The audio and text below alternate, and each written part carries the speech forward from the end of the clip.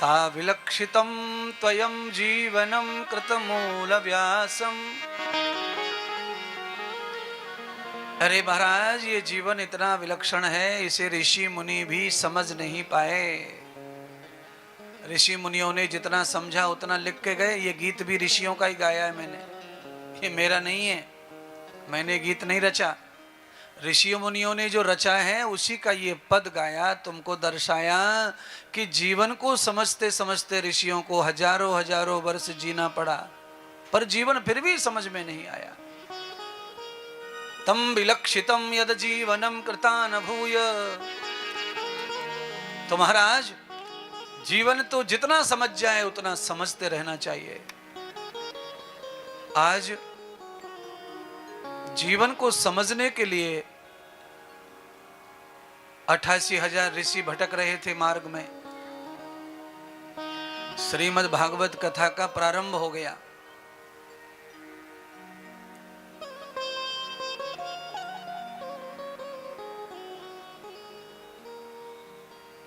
यत्र वाहिं तदं पृथिव्याम।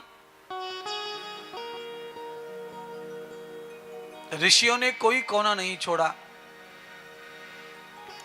जहां वो जीवन को समझने और जीवन की सार्थकता के लिए न गए हों। सर्वम ग्राही प्रकृति त्वयाम पृथिव्या। ऋषि मुनि जहां भी सुनते कि वहां महात्मा है, वहां मंदिर है, वहां तीर्थ है, चलो भाई जीवन का कुछ सार समझ में आए, सार ग्रहण करने, ग्राही त्वम प्रकृति। वहां जाते ऋषि मुनि और वहां जाते कुछ दिन रहते, सत्संग सुनते, आरती सुनते, मंत्र सुनते, श्लोक सुनते और लौट आते, क्योंकि वहां कुछ समझ में नहीं आना था जीवन के बारे में। अदष्ट ग्राहीम। तो फिर जीवन का उद्धार कैसे होगा? ऋषि विचलित हो गए, व्याकुल हो गए, परेशान हो गए। धीरे धीरे ऋषि मुनि जीवन की परम शांति के लिए जो अवतार मिला है मनुष्य का, उसके लिए ऋषि जा रहे थे और हम सबको ही जाना है, जाना चाहिए। आप ये ध्यान कर लेना, हमारा और आपका जीवन इस बात के लिए नहीं मिला है कि हम कितने करोड़ के मालिक हैं, इसके लिए जीवन नहीं है मनुष्य का।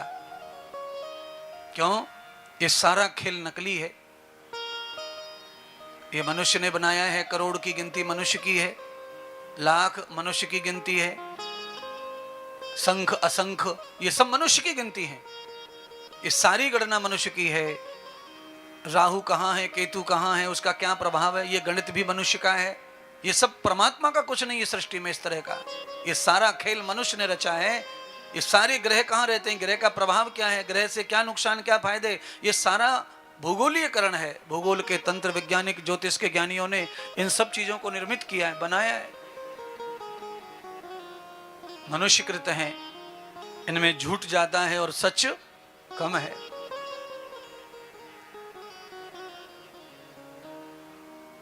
और जिसमें झूठ का प्रभाव ज्यादा हो, सच का कम हो, उस पर फोकस कम करो। मैं ये बताना चाहता हूं, जहां सच ज्यादा हो झूठ कम हो, उस पर फोकस करो, क्योंकि संसार तो झूठ और सच से ही बना है। प्योर सच तो कहीं दुनिया में कहीं कुछ है ही नहीं। दुनिया में अगर प्योर कुछ है तो वो केवल ईश्वर का नाम है, और सारी चीजों में कोई न कोई मिलावट है।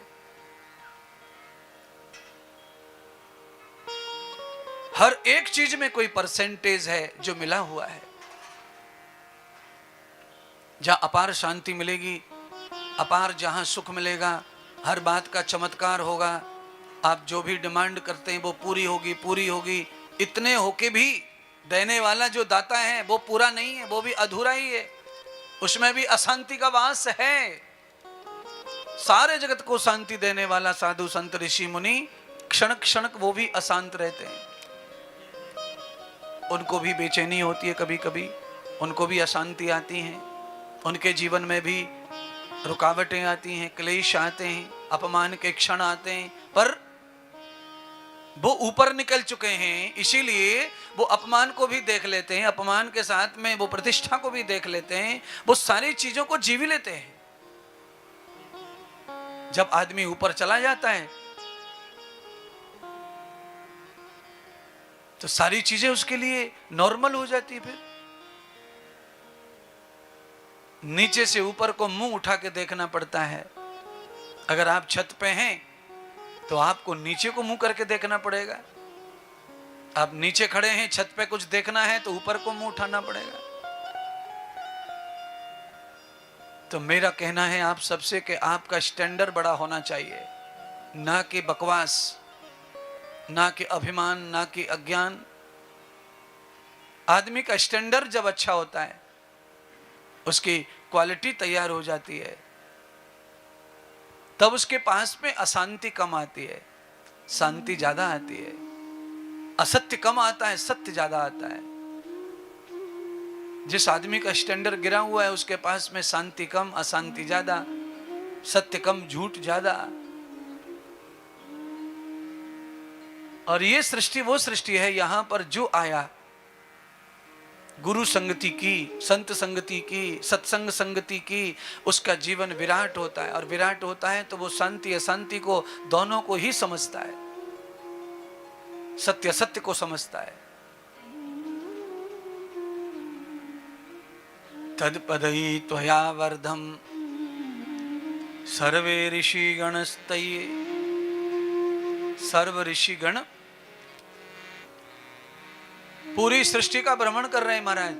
कुछ महात्मा ऐसे होते हैं जो आज भी हैं, जो फिरने वाले महात्मा हैं, हर समय घूमते रहते हैं, पूरी धरती का पैदल पैदल पैदल पैदल यात्रा करते रहते हैं। जहां भी मन आया, रात हुई, वहीं रुक जाते हैं, वहीं से आगे बढ़ते हैं, खुद बना लेते हैं, कहीं मिल जाए तो खा लेते हैं, नहीं तो उपास भी पकड़ लेते हैं, चलते रहते हैं, मिल गया तो भला, नहीं मिला तो भला।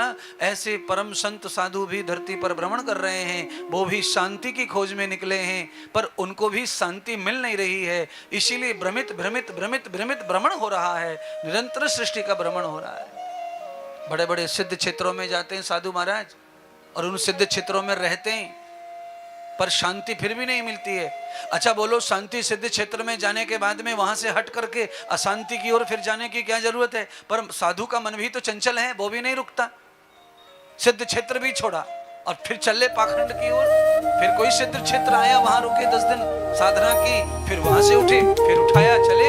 क्यों? उनका काम ही भ्रमण करना है। फिरता जोगी रमता जोगी, फिरता जोगी रमता जोगी।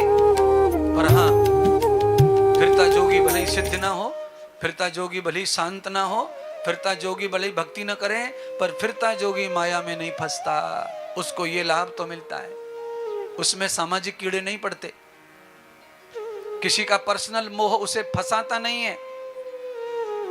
जैसे बहते हुए पानी में कीड़े कम होते हैं, ऐसे फिरते हुए साधु में भी माया का, प्रपंच का, किसी पर्सनल लाइफ का लगाव कम होता है। और पर्सनल लाइफ का लगाव कम हो तो साधु सुरक्षित है, संत सुरक्षित है, जीवन मनुष्य का सुरक्षित है। साधु के जीवन में खतरा तब आता है जब पर्सनल लाइफ में कोई अटैचमेंट हो जाए किसी के साथ, तो साधु मोह में फंसता है, माया में फंसता है, फिर विषय में फंसता है, फिर वासना में फंसता है, और फिर उसका नुकसान शुरू हो जाता है। ये सारी चीजें किताबों में तो ऋषियों ने दी है।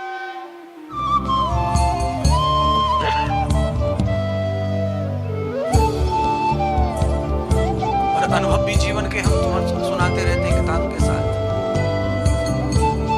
हम अपने जीवन का अनुभव भी सुनाते हैं। जब जब भी कहीं दोस्ती हुई, वो दोस्ती संकट का कारण बनी। क्यों? साधु के सिद्धांत में दोस्ती है ही नहीं, तो दोस्ती क्यों की? तो महात्मा तुम गलती कर रहोगे तो भैया ये तो भोगना ही पड़ेगा दंड। फिर ये दुनिया केवल जो है आपसे पाने के लिए बैठी है, देने के लिए किसी के पास कुछ नहीं है। आपसे क्या मिलेगा उसके लिए ही लोग आपको देते हैं कुछ थोड़ा बहुत, पर आपसे क्या मिलने वाला है वो जानते हैं कि आपसे जो मिलेगा वो पैसों से नहीं खरीदा जा सकता है।